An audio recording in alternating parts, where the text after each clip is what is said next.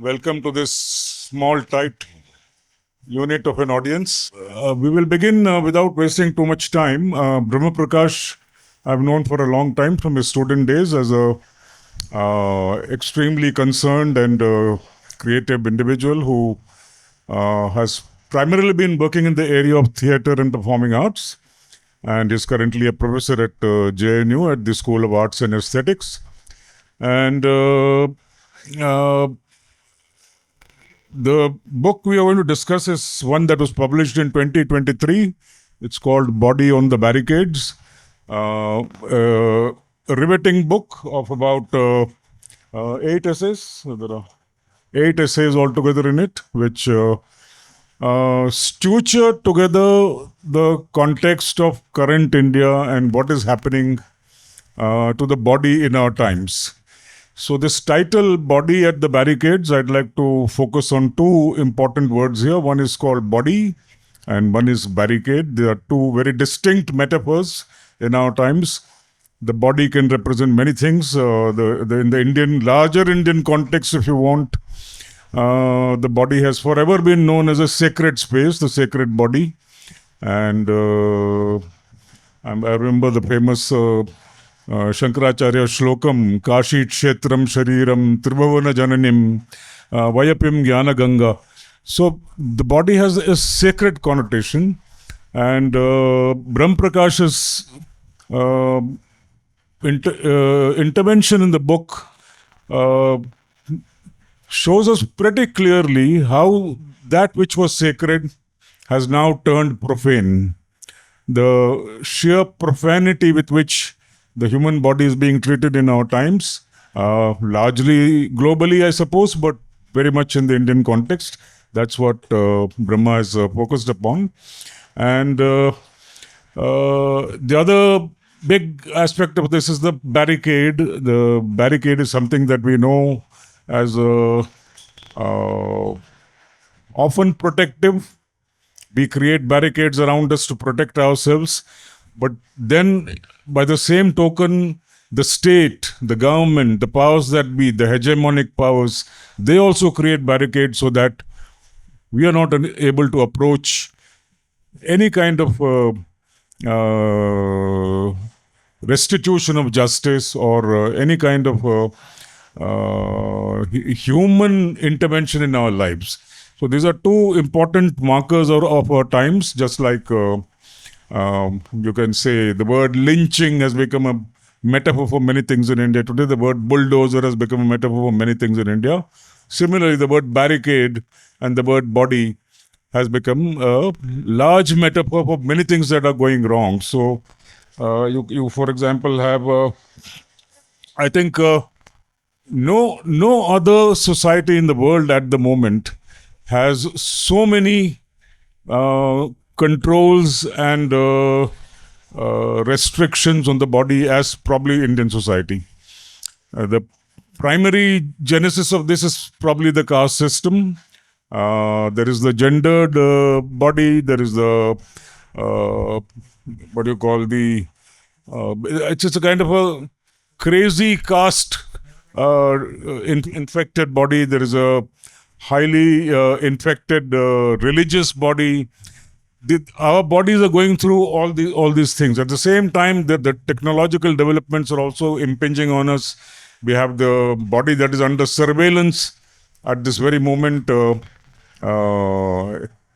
Not just these cameras that are around, but there are up there beyond our eyesight. There are cameras that are recording us, extracting data, feeding it into all kind of interests, corporate interests that or state interests that in which we have no say and we have no control. So we are in this very peculiar situation where the body is under assault, and then of course after that there is also the epidemiological body, where the body is under a kind of medical examination all the time. All the time we have to check our BP and our sugar and our this and our that. There are injections going into the body. There are things, the entire system that puts the body on the rack, as it were. And many of these are invisible, many of these we willingly participate in, but then there is a whole system within which we are trapped. And as we explore this specificities, we come to the larger metaphor of the body politic. Let's call it the democracy. Let's call it the constitution, which is equally under attack, equally under siege, without our knowledge and without our intervention. Half the time, our bodies have become passive, resisting bodies. We love to sit down here, put our butts down and not get up. And there's something that's happening to the human body in our times by which we are not able to raise a fist and say something. It's just becoming more and more impossible. It's become a rare sight to see something that can be called dissent or resistance or so on. So whenever it happens, it becomes a major event. And these are the events that Brahma Prakash has recorded in the book. So I'll pass it on to Brahma Prakash. He might also be reading from the book once in a way, but some initial comments, then probably I'll ask you a few questions and you can respond. Yeah, so thank you so much for inviting me. And so how to start, we are talking about some notion of the body and barricades, and I think we are living in the age where this connection is becoming more stronger. And I think connections that we can also draw, because whenever you have so this is not something, the connection that I'm trying to draw in this book, Body on the Barricades, Life, Art and Resistance in Contemporary India. I think many authors have done, but precisely I think it comes through some kinds of force of writing. Because the book, I also come from academic background, and this is not the way I used to write. Because many times when I write, then whenever I used to write, then language used to be very academic in that sense, very technical in that sense. But I think that many times the crisis also brings its own language. I am not a person who is coming from English medium school. I started English education quite late, and in that way, when I started writing, then I was precisely writing from the limits of language itself. So one, how you write through the body and how you write through the limits of language itself. And I think many of those connections becomes a focal point in this book. Coming back to, and it's really honored to share dice with you and talk about something art, politics, and some kinds of larger connection that we are talking about, how body is becoming the focal site of resistance. And so 2-3 connection that I would like to draw. First connection is that this connection is not new, because now what we are witnessing is a kind of performative turn. We have witnessed some of the huge protest in our time. So whether we can talk about farmers protest, we can talk about NTCA protest in India. But what you find something interesting, that how performative, there has been a kind of performative turn. So now you're not necessarily depends on speeches. You are largely trying to bring your body in the center, and body is becoming the driving force of these kinds of politics. So precisely the connection that I am trying to draw in this book is that one, that whenever you are in a kinds of push situation, whenever you are in a kinds of vulnerable situation, whenever you are facing that kinds of barricades, body becomes the center. So whenever we face this kinds of crisis, body automatically, or body becomes the center, and therefore body becomes the site from where we need to talk about some kinds of politics in that sense. So this book and then how to write, because you have a lot of crisis that we have witnessed. If you are in Kerala, maybe you have not witnessed that kinds of crisis. I come from Bihar, from North India, where you have crisis that you can see on everyday life, that how society is reacting, how culture is changing, how you are seeing the kinds of crisis that you have never seen in relation to language, in relation to the body. And that was some of my concerns through which I started writing this book. So what I will do, I will try to read some parts to give you a gist of the book, that what is this book about, so we can go into that larger connections. So while working on this book of essay, I caught the virus. It was the COVID time when I started writing this book. The moment came for me too. Breathlessness suddenly became too raw and real for me. Like a live wire, it entered my nerves. with an oximeter attached to my fingers and thermometer too on my tongue, I too felt the urgency of life. Moments. So when we are talking about some kinds of moments, then moments do not remain a moments. Moments are turning into events. So moments turn into events when you start counting every breath. You count the heartbeat. You count your pulsating veins. You count blood vessels and bones. You become vigilante of your own body. You never know when lungs and bones can turn white or black, when blood will turn into water and disappear from the body like a vapor. You keep checking if the skin is changing its color. Devoured by the virus, you check that your eyes are not turning black. You are still see. You are still think. You are still register. You are still resist. So again, connection that comes, that why in the urgency of life body becomes the center. In the urgency of life, the body takes all the attention. It takes all the forms. It takes all the shapes. It takes all the tall. You read like a fish out of water. You crawl like a worm, making all kinds of shapes. You move slowly like a Japanese buto dancer on a bed. You feel blockages you have never felt. You feel the openings you have never thought. You see the thoughts you have never seen. So body is becoming both the site of constraint, where you are not able to think, where you are not able to walk, where you are completely feeling in the kind of push situation. But that is the point I think we can resist, and that is the point I think that comes as a force, becomes some kinds of you have Veronica Gaga, Spanish feminist. She will talk about Argentinian feminist, and she will talk about potencia and power, and she thinks that in these kinds of vulnerability, in these kinds of constraint, body generates its own kinds of immense power that you yourself were not aware of. And that is what the point I'm talking about, that when you are pushed to the kinds of condition, then perhaps body has capability to do something that we have not assumed, we have not thought about, and we cannot have no dimension of it. And therefore the book starts with some kinds of constraints. So for example, in one of the chapters I'm talking about dance of the migrant laborers. So that was the first time migrant took their own decision. If you are talking about migrant laborers who are coming from Bihar, from UP and from other parts of India, generally they don't take their own decision. Either they are taking their decision comes because of economic constraint, or their decision comes through some kinds of capitalism or capitalist that kinds of force. But that was the first time that migrant laborers decided that they are going back to home, whatever is going to be their fate. And I think that was the decision that becomes pure political decision in kinds of my reading, and that decision could only happen in the time of that kinds of crisis. And there again body is becoming the center of this movement, and from where I am trying to talk about the notion of the body in a push situation or in a curtailed kinds of movement.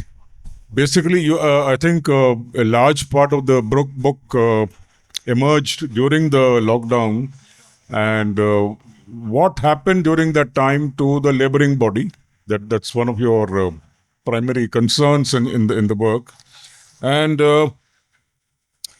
looking simultaneously at attack that comes from the state, from capitalism, and from viruses. So this trimurti of attack that happens, how one can resist it, or all that the body goes through in the process, is the document that we are discussing. I'd like to pose a few questions which emerge from after reading your book.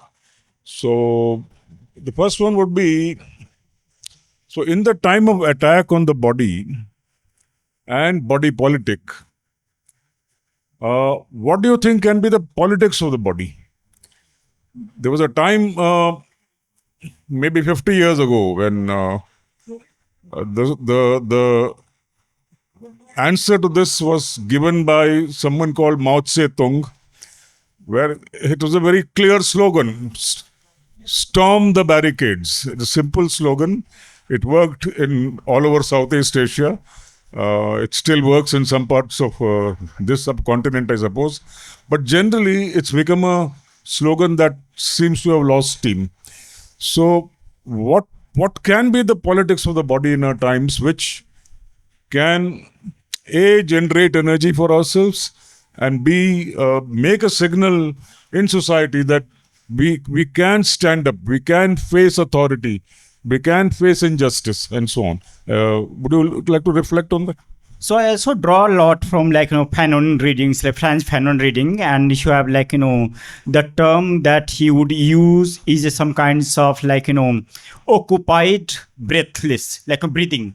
So I'm talking about body on the barricades, and one chapter discuss about when we are not able to breathe, when we can't breathe.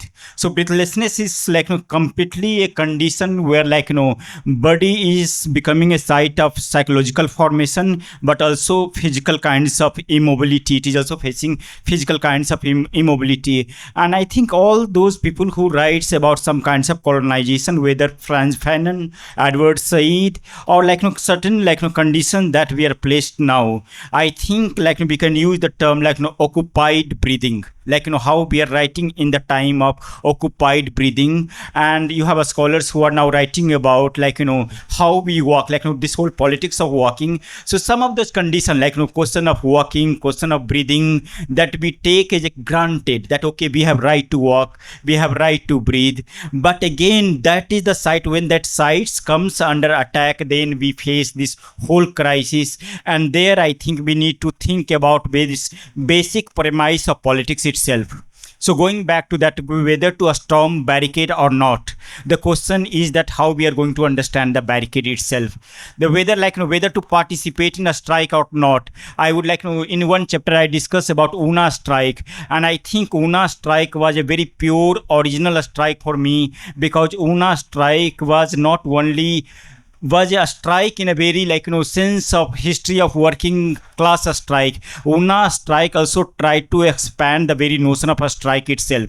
So for example, if you are thinking about Una strike that happened in Gujarat in 2016, then you will see that it was not workers who are only participating in some forms of a strike. They are also trying to strike the very notion of divinity. They are trying to defy some notion of religion itself, some notion of Brahmanism itself. So by expanding the notion of a strike, they are also able to change the very nature of the strike. And therefore how the coming of the new subjectivities, so either we can talk about Dalit subjectivity, we can talk about Adivasi subjectivity, they are also trying to change our notion of a strike themselves. And therefore I think the question we need to go back and start with that, okay, what is the notion of the body that we are talking about, what is the notion of breath that we are talking about. So for example, when COVID came, we suddenly realized that breathlessness, the condition of breathlessness. But when we are talking about sanitation workers, then that condition was already there, very much there. It's a part of everyday life. Every day they enter into the kinds of zone that they can call it kinds of barricaded zone in itself. So, but again, that was the point that made us realize that okay, this can be also sides of politics. This can also be sides of vulnerability. And in that way, I think my questions precisely starts with not whether to storm the barricades or not, but let us think about what do mean by barricades, whether caste system is a barricade or not, whether that kinds of sanitation system that we are participating in everyday life is a barricade or not. So I think let us start with the very kinds of premises of the politics itself, and that would be a kinds of my condition. So if you remember, then Jyotiba Phule did one strike, I think maybe in 1837 only, and it was a strike where he asked the barber communities to not to save the heads of Brahmin widows. And then just think about this strike. What was this strike about? So this was a strike where not necessarily barber communities were getting some kinds of monetary benefit, not really that. It was not the strike where some workers were participating in the strike. It was a strike to strike the purificatory system, the very notion of the purity itself. And therefore he was able to redefine the notion of a strike. So some of the assumptions that I am talking about, or some of those questions that I am trying to bring about, is the very premise and foundation of the politics itself. And in that way, I would like to talk about, let us first discuss with that point and then come to the whether to storm the barricades or not. Thank you. I think that was quite a interesting response. Also, the fact that you invoked Frantz Fanon, and Frantz Fanon in his book Wretched of the Earth, it's a very interesting book because Frantz Fanon is talking to his constituency, who are the Algerians. But there is a very interesting part of the book, which is the 29-page introduction by Jean-Paul Sartre, who is not talking to the Algerians. He is talking to his French readership, his French constituency, which has occupied Algeria, which is the colonizing power, etc. And Jean-Paul Sartre has a sentence in that introduction where he says, "My dear countrymen, once upon a time, France was the name of a nation. Please take care that in this time it does not become the name of a nervous disease." And this is a sentence we can repeat in so many contexts around the world today, whether it's in India, whether it's in Palestine, in Israel, or whether it's in Russia, whether it's in Sudan, again and again. There is a certain transformation of the body politics into a kind of a larger disease that we don't seem to have a medicine for. So it is a crisis. But as a corollary to what I asked, I'd also like to understand from you that in a society that has now become a high surveillance society, a regime that watches our every move and movement, and one is to control that movement, control our movement, control and discipline us. As Michel Foucault said, discipline and punish. That is one of the primary functions of the state. At the same time, it's also an exercise of control by the market over our desires, what we should buy, what we should wear, which shop we should go into. Every second some ping is going in your handheld devices, which is persuading you to do something that you probably didn't think about or didn't want to do. So in such a time when there is this sort of enveloping, let's say, control, it seems seemingly, what do you think will be a politics of resistance? Where will it emerge from? Yeah, so of course, I think we can only have a dialogue in that way, because precisely this is also time of crisis in terms of language and thinking itself. In terms of so crisis that we are talking about is of course getting necessitated by neoliberal kinds of movement of capitalism, movement of market. But I think if you want to counter the regime of finance, then poetry is the only answer we can talk about. So still whatever finance can numerically and AI is able to develop, I think poetry and art is still themselves becomes a site to escape. So one answer that becomes very also many times easier answer to talk about, that we can take the artistic route. One that one can say that, okay, because you are participating in some kinds of politics, then I think art becomes a very easy escape in which precisely we are able to get the answer. You don't think poetry, literature, arts have been neutralized in our numbing times? Yeah, so I will come to that point. Have they lost agency? Yeah. So one way that in a very ideal way we can think about that with these kinds of surveillance, these kinds of control, I think still art, poetries are able to provide us some kinds of escape from that kinds of route, where not necessarily number is still able to control us. We are still able to generate some kinds of surplus that becomes a kinds of plus, not surplus in that sense. So that is one part, but also talking about the kinds of control that you are trying to indicate towards, you have whole areas where we can talk about. You have a scholar like Roncier will talk about choreopolis and choreopolitical. So when he's talking about choreopolis, then he's saying that not necessarily finance, not necessarily market, but our protest itself is getting choreopolised. So whenever you are going to participate in protest, you know that how police is choreographing your movement. They will tell you that you have to protest under 100 meter. You cannot protest outside of 100 meter. So not only the finance and market that we can see in a larger sense, but the very idea of the protest and dissent itself is getting regulated in that way. So but is there a way outside? And I think then the answer, one can talk about some kinds of choreo-political movement where one can either become underground or can escape the very existence of life itself in a very different sense. But again, precisely in the time of crisis, we don't have very sure and certain answer that what would be the answer where we are going to participate in the politics, where almost everything is colonized, from our social life to market to education system, and then whether there is escape or whether we are going to be we need to understand that we are very much part of the system, but again we are trying to provide some kinds of resistance to get out of that system in that way. Yeah, thank you. I think that's a very important word to take back from this session, the word choreopolis. How a system choreographs us and polices us even without our knowing. And this very platform maybe can be used as an example where there are two people sitting on stage who are distributing gyan to an audience that is facing this way, all sitting in a very orderly way. Well, no policeman told you to sit like that, but automatically our bodies follow that discipline. Yeah, I think it's now time to open it to the floor. We may have 10 minutes. Just I would like to have like one small paragraph, read one small paragraph. Yeah. So this is also about the book of like some kinds of lyrical poetic writing, and I think the force of the book comes from there. So it is not necessarily the argument, but I think some kinds of effect that it creates. And this is about the farmers' protest. It's called March of the Mustard.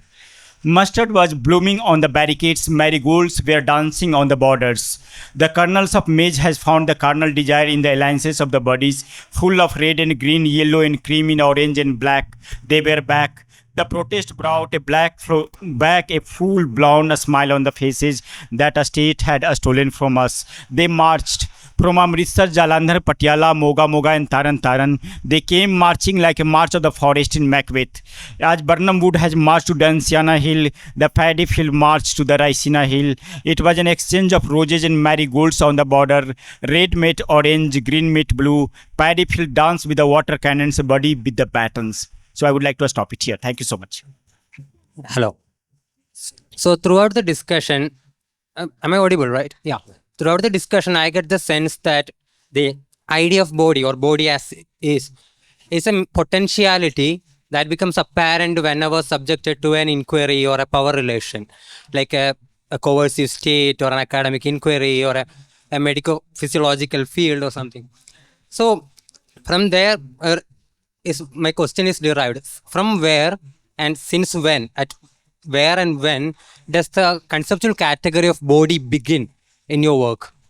Yeah, so precisely like we can talk about body alliances in a very different ways. It has whole like ranges that we can talk about, but precisely in this book I am precisely talking about when body is in a push situation, when bodies are on the barricades. And that is the push situation. I am talking about some kinds of potentialities, and we have whole history in India. So you talk about any marginalized communities, either you are talking about nomadic communities, caste societies, I think body was always the center. So this is not the new formation I am talking about, but this is also the time when politics is getting pushed to such a kinds of limits, where you have limits on a speech, limits on a dialogue, then also in this kinds of vulnerability or in this kinds of marginality, body takes the stage. And precisely that is the point I'm saying, that how body is coming to the center, not necessarily necessitated by some kinds of fashion or movement in that way, but also because of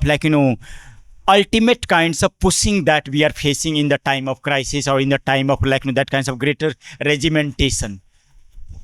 I think better I will give you one example, and example is about Habib Tanvir also cites his example in my book. So there was a time when Habib Tanvir was almost very old. He was almost I think maybe 70 plus, and there was a group, theater group, who were organizing his kinds of birth anniversary and things like that, and he came. And this meeting was happening after Gujarat riot 2002. So very again very grave situation. You have situation of hopelessness in that way. And then Habib Tanvir is coming to the dais and he started speaking, and he says very weird ways that I like dictatorship. I like dictator. And then there was a whole chaos in the audience that okay, maybe he's sold out, maybe he got he's old now, he's not able to think the political scenario and think. And so again, and he was having his after that he was having his hookah, that he was just smoking, and it was a long pause. So just remember the sentence: I want dictator, and I want to have dictatorship. And after that, he's taking long pause of almost 5 minutes. And then by the time there was a whole rumor in that hall, and then after the long pause, he says, so I can do my theater. And now he's trying to explain that you think about theater when you don't have dictator figure, when you don't have police system, when you don't have operation, theater is going to be very, very boring. And that was his response. After Gujarat riot, where he's saying that I want to have dictator, I want to have dictatorship, and so I can do my theater. And I think that is the hope. That is because the book is also about excavating some kinds of hope when you are facing lot of hopelessness. Because if you were in Delhi that time, there was a lot of attack was happening in our institution. Attack was going in a different forms, and then we realized that we necessarily, as an intellectual, as an artist, we necessarily need to create some kinds of hope. And I am saying that hope is not a privilege here. One can take that hope is a privilege. So I'm not talking about some kinds of hope is a privilege here. Hope is the hope is the condition that you cannot give up. It is the basic idea that is going to give you life, that is become the part of the politics. And therefore, when I'm talking about hope, hope is not a situation of privilege. You are in the kinds of pushed in the condition where you cannot give up your hope. And that becomes the condition that connects this book to thinking also about some kinds of generating some kinds of hope, generating some kinds of, not to say optimism, but some kinds of politics in the time of crisis, in the time of post situation and post boundaries. So that. Yeah, well, in conclusion, I think I can say the same thing in a slightly different way about a theatre personality some of you might be a little more familiar with. Cho Ramaswamy from Tamil Nadu, from Chennai. In 1969, 2 years after the DMK ministry was formed for the first time, now it's been in power in Tamil Nadu for almost 60 years, non-stop, the Dravidian movement and the politics that it generated. So Cho Ramaswamy wrote a play in 1969 called Muhammad bin Tughlaq, which talked about the strange ways of a government, which doesn't look at the needs of the people, but decides things completely on its own. So this play was a kind of a comic play, and people appreciated it. And it continued to be performed even 20 years later. So when the 100th performance of Muhammad bin Tughlaq happened in the year after 1989, the 100th performance of Muhammad bin Tughlaq happened. Cho Ramaswamy, dressed as Muhammad bin Tughlaq, came to the front of the stage and said, he called for a mic and he said, I want to thank the politicians of Tamil Nadu who have kept my play relevant for 20 years. It's a play, after seeing it even months, they should have been shamed into changing their ways. But the fact that they have not changed their ways keeps my play relevant. So I think our situation is like that. Yeah, last, the book starts with Toni Morrison, very beautiful writing. And the quote goes like this. This is precisely the time when artists go to work. There is no time for despair, no place for self-pity, no need for silence, no room for fear. Be a speak, be write, be do language. That is how civilization heal. And we are part of that kinds of trying to create that collective ethos. Thank you so much.